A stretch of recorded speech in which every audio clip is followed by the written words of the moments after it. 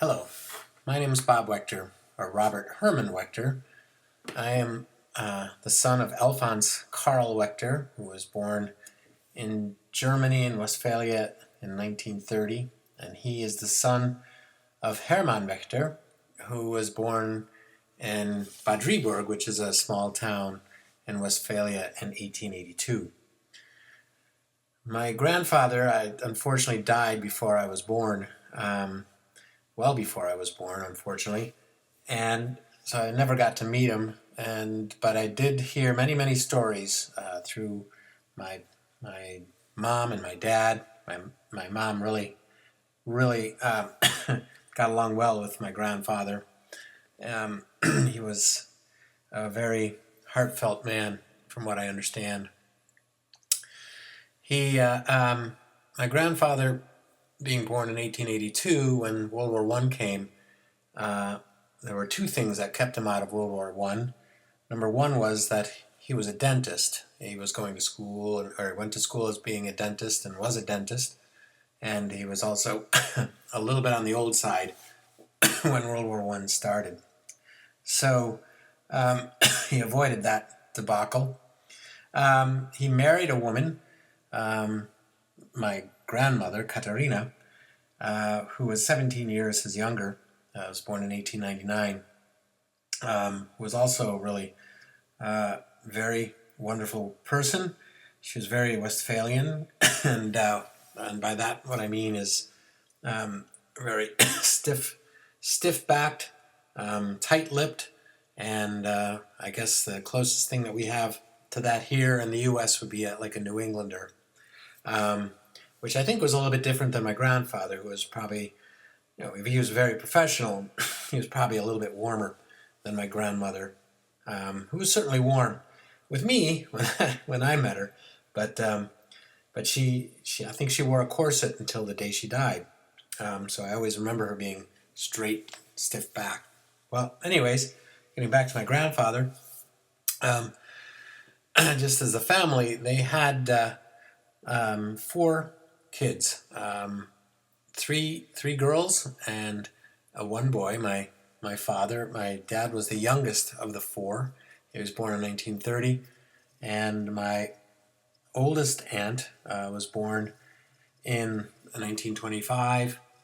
Her name was Teta, and then they had Mia and Issy were the two daughters, the other two daughters. So altogether it was in order of birth. It was Teta, then it was Issy, then it was Mia, and then my dad. My dad and Mia being fairly close in age.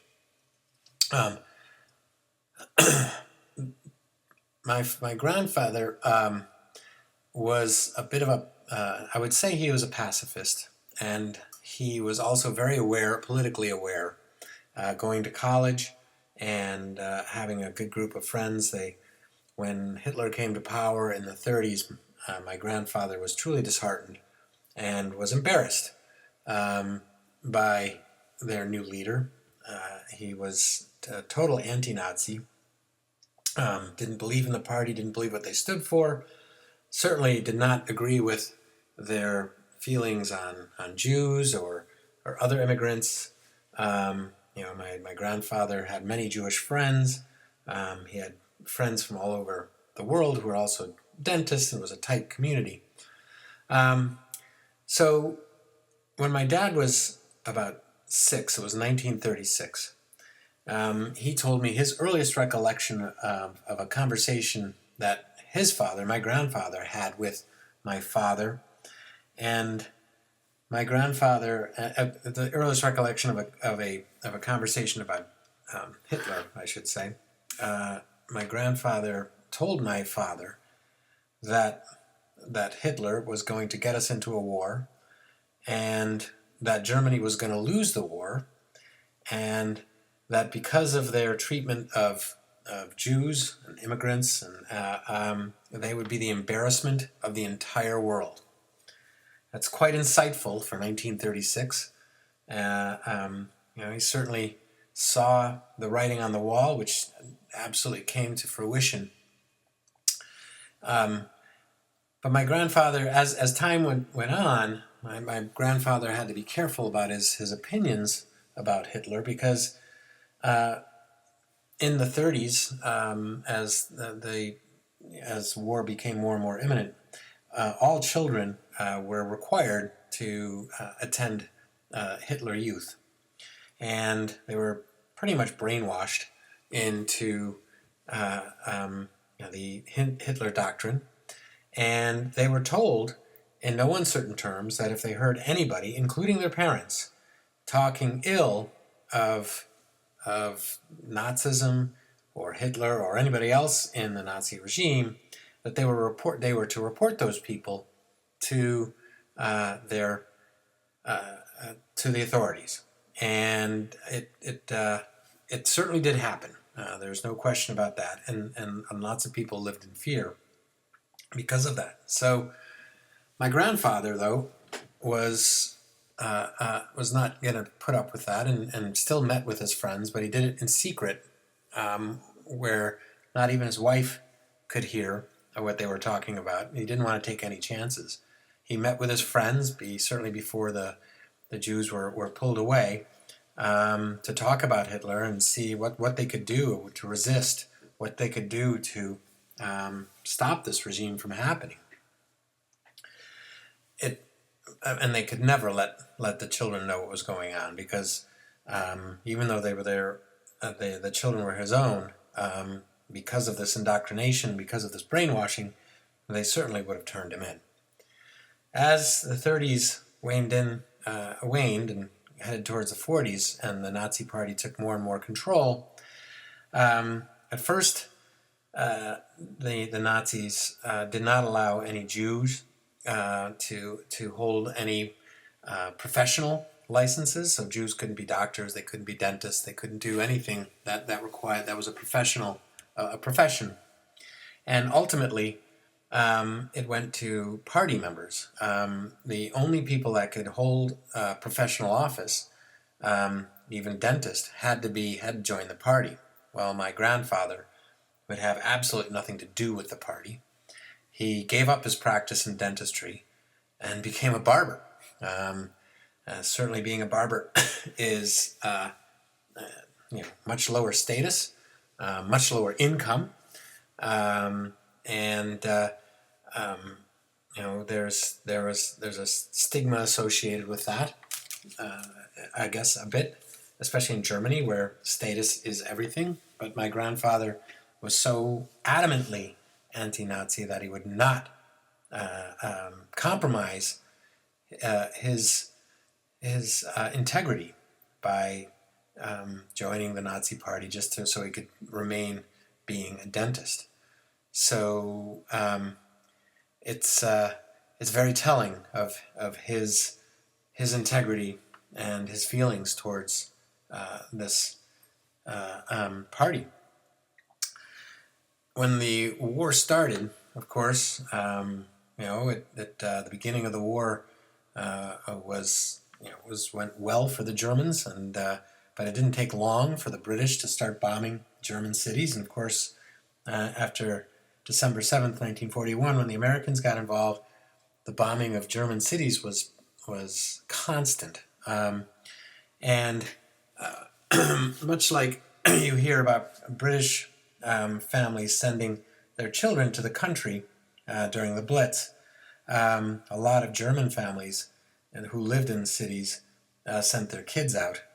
So consequently, a lot of German families adopted or had additional kids living in their houses who lived in the country, which my father did. In this particular case, though, they brought in a girl whose parents had been killed during the bombing. In fact, she lost her entire family through the bombing. So this girl who came in early in the war actually became part of the family, and was until my father died, they kept in touch, and which was a great thing, and I think also something reflective of my father, my grandfather, to bring in somebody like that um, on a much reduced income when food was scarce, and then after the war when things are scarcer, to keep them keep her in the family, even though income was much reduced. The war, of course, was hard on my dad's family. They because my grandfather was a little bit older and he had some money while he was a dentist. They had a little bit of money, so it wasn't all too bad. But everybody in the family, the family of four, it was still difficult living. The and in fact, there were a lot of where my dad's hometown is in Westphalia, which is near Belgium. There's a rather large city called Paderborn that's not too far from there, and it was bombed regularly. And in fact, there was a neighbor who lived across the street from my dad who lived in a plant, and his entire plant was flattened. He told me about that one day. It was amazing that he actually survived. And then the other thing that was dangerous was just normal travel. Certainly near the, in the 1944, end of 1944, beginning of 1945, American planes were flying over Germany unhindered. The Luftwaffe was pretty much gone, and my dad told me the story where my grandmother and grandfather were on a train going, I believe they were going to Paderborn, and they were attacked. The train was attacked by American aircraft, and they had to jump from the train to save themselves, and luckily they did that. But it was very, very dangerous. Near the end of the war, as Patton's troops were rolling through, the war took a whole different turn. But first, I'd like to tell a little bit about the end of the war. In Germany, you would be conscripted on your 15th birthday. Certainly in the late 40s, late 44 and 45, they were so short on soldiers that you would join the army. Basically, you would be drafted on your 15th birthday. And at that point, in 1944, 1945, there wasn't much for basic training. They essentially gave you a uniform, and they gave you a gun, they gave you a helmet, and you were basically had a life expectancy in a matter of minutes. My father, luckily, was born on August 30th, 1930, so his birthday fell after the war ended. But he had many friends who were not so lucky. And as Patton's troops were rolling towards my father's hometown, there were a number of my father's friends who were conscripted. And at that time, the Wehrmacht was pretty much gone. The only fighting people that were left were the SS. So essentially what the SS would do is they'd take these young boys, give them guns, send them out about 200 yards in front of their positions, told them to stay down, and when the Americans came, to shoot and kill as many Americans as they possibly could. Some of these kids didn't even know how to shoot. So you can imagine if you're a 15-year-old kid and you're seeing tanks, you're seeing aircraft, you're seeing troops, many more troops than the SS had come. The first thing that they would do is they would surrender because they knew that they were goners. Well, my father basically told me that there were many friends of his who were shot in the back because the SS would shoot the first few kids who actually stood up to surrender to keep the rest of the kids from surrendering. It's a pretty sad story. nothing to do with my grandfather, but it's just a sad story about kind of the end of the war. In my dad's hometown, it's a town called Gehrden, it is a castle that was built by Napoleon's brother. And at the time, the castle was still run by the Napoleonic family, or offspring from Napoleon and Napoleon's brother. And when Patton actually was coming, the SS rounded up all the inhabitants of the town and brought them up to the castle, and basically to protect the inhabitants, because they thought that the village would if they were in the villages, Patton would just kind of roll through and probably kill most of them, and they thought the only way that they could protect the villagers was to keep them in one place.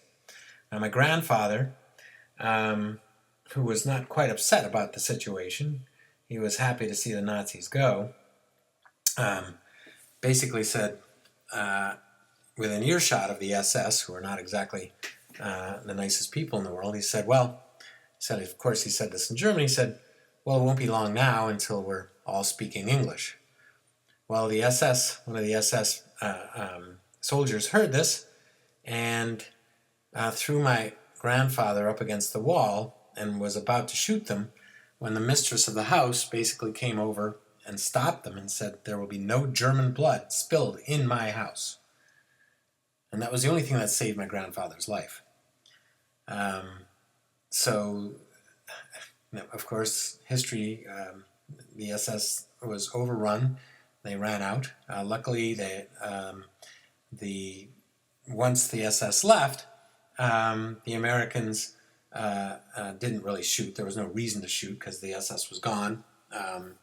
They hightailed it because they knew that they would be dead. And my grandfather was right. The Americans came. They took over, and for my father and his family, the war was over. That was really a great thing as far as my grandfather was concerned, but it was there was also the start of really bad times in Germany. I mean, all of their industry was destroyed. Their cities were destroyed. Their economy was destroyed. There was nothing left in Germany. And food was hard. And food was basically hard because even if you had a farm, you would plant potatoes, and the city people would come in and they pick the potatoes that you just planted, and eat them. Because essentially, when you plant potatoes, you just cut them into small pieces where there's an eye. You plant that, and then the eye grows, and you have a potato plant. So what you're burying is essentially potatoes, and the city people would come and they'd eat those potatoes, and so things were just really, really rough. But through hard work and perseverance, my family, my father's family, made it through those times, and my father, who was enamored with the United States, he read books about was called Winnetou. There's a book that was written by a German author about the American West, and the Karl May, who was the author, had never been to the American West, but obviously it was romanticized, and my father read every one of Karl May's books and stories, and he viewed America as a land of unbounded opportunity, and couldn't wait to get here. My father left his family. Oh, he married my mom first, but in 1955, and went to Canada first, and lived in Canada. And unfortunately, during that time, my grandfather passed away. So I was born in 1960, and didn't have a chance to meet with my grandfather. And my father, because they didn't have much for money, wasn't able to get back to to Germany until until about 1960 when I was born. In fact, I had my first birthday on an airplane flying back from Germany. Um, but anyways, that is the story of my grandfather. One interesting thing about this story is that because of the whole brainwashing that both my mom and my dad received, and the rest of his family, my dad's sisters received, they were very reluctant to tell this story, the story about my grandfather, and what he did. And I forgot to tell you one thing that he did do, which was really commendable. There were a lot of, because my grandfather had a number of Jewish friends during the war, and those Jewish friends were rounded up and they were brought to concentration camps. And not everybody was sent to Treblinka and all of the other concentration camps. There were smaller concentration camps located all over Europe and in Germany. And my grandfather would actually visit these concentration camps and provide dental services to his friends and to other Jews in the concentration camps. And there were all kinds of people, unfortunately, in the concentration camps, not just Jews. And it came to pass that there was a friend of my grandfather's that had not been captured by the Germans as of yet, and the group of friends that my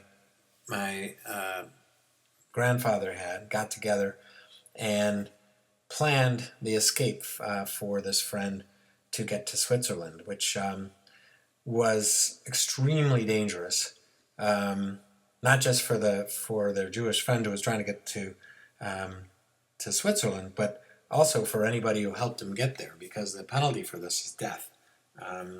The Nazis were not exactly very tolerant of people who helped Jews, so they arranged for him to get safe passage, and he made it to Switzerland, and this is one story that my father hadn't told me for years, and even when he told me, he was nervous about it because